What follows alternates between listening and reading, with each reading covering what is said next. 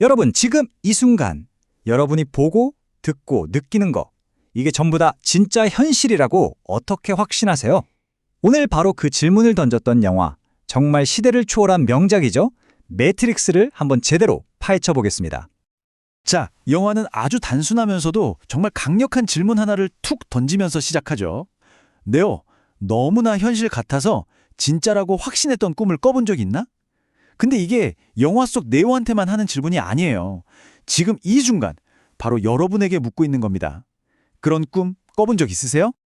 근데 여기서 영화는 한 걸음 더 들어가요. 우리를 더 깊은 생각에 빠지게 만들죠.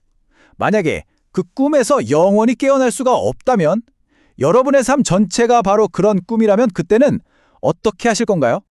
자, 그래서 첫 번째 이야기, 마음속의 파편입니다. 도대체 뭐가 현실이고 뭐가 환상일까요? 아주 오래된 이 질문부터 한번 시작해보죠.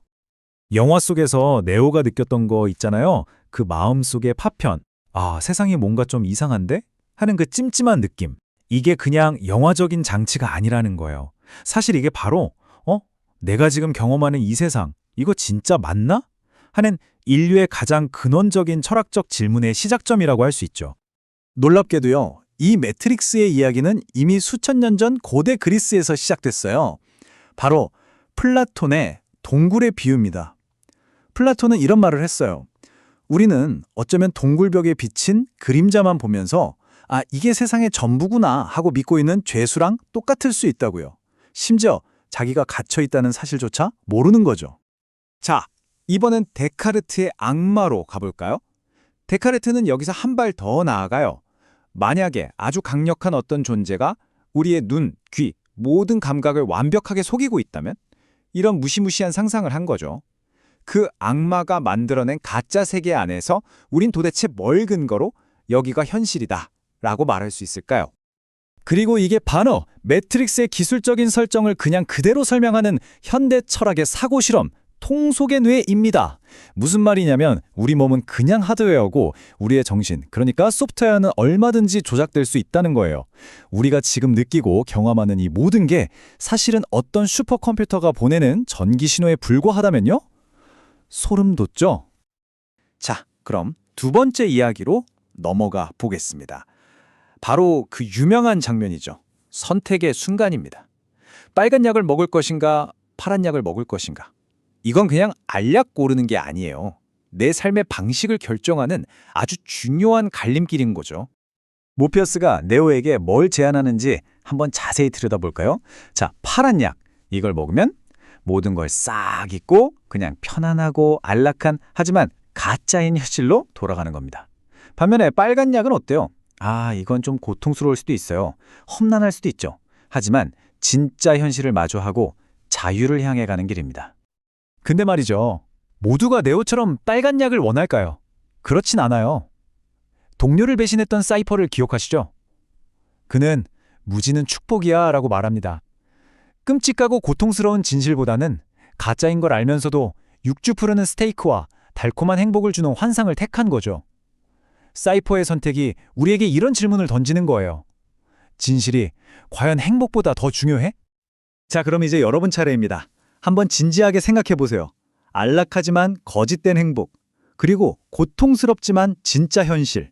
이 둘 중에 딱 하나만 골라야 한다면 여러분의 손은 어디로 향할까요? 이거 아마 쉽게 답하기 어려울걸요? 좋습니다. 세 번째 이야기로 넘어가죠. 숟가락은 없다. 어쩌면요, 이 현실의 모든 규칙을 바꾸는 열쇠가 바깥 세상이 아니라 바로 우리 마음속에 있다면 어떨까요? 바로 이 유명한 대사죠. 숟가락을 굽으려고 하지 마. 그건 불가능해. 대신 진실을 깨달아봐. 숟가락은 없어. 이 말은 서양 철학을 넘어서 동양, 특히 불교 사상하고 아주 깊게 연결되어 있어요. 숟가락은 없다는 진실을 깨달으라는 이 말은요, 결국 우리가 이렇게 만져지고 단단하다고 믿는 이 세상 자체가 사실은 우리 마음이 만들어낸 환상일 수도 있다는 정말 놀라운 통찰을 담고 있는 겁니다. 이게 무슨 말이냐면 서양 철학에서는 오랫동안 몸이라는 기계 안에 정신이라는 유령이 따로 있다고 봤어요. 마음과 몸을 분리해서 생각한 거죠.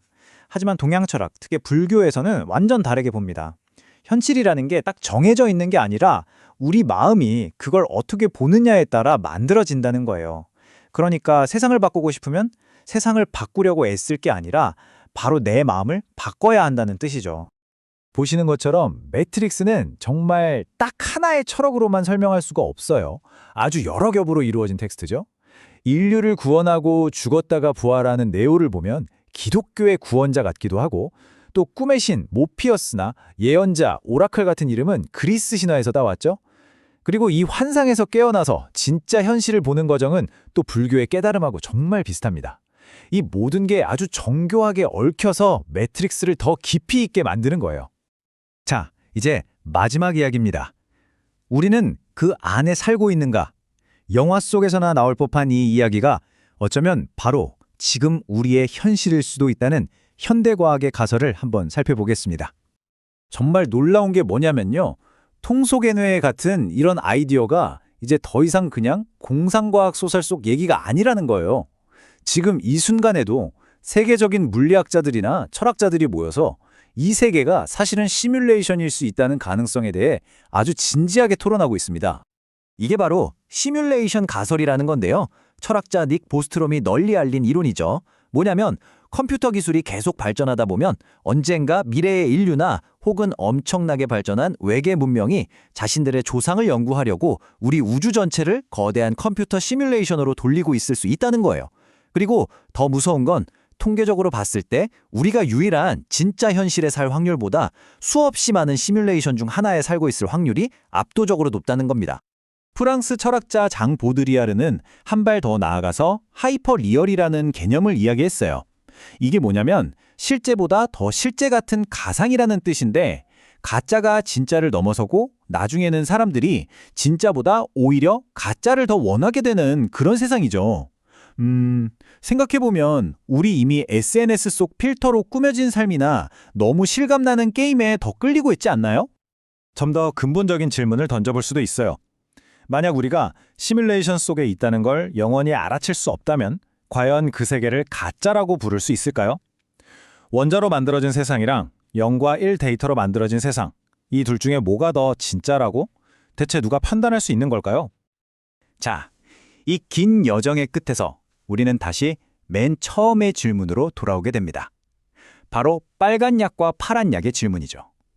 만약 이 세상이 정말 정교하게 만들어진 하나의 거대한 시뮬레이션이라는 사실을 알게 된다면 여러분은 그 진실을 마주할 건가요?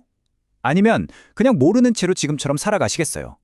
선택은 여러분의 몫입니다.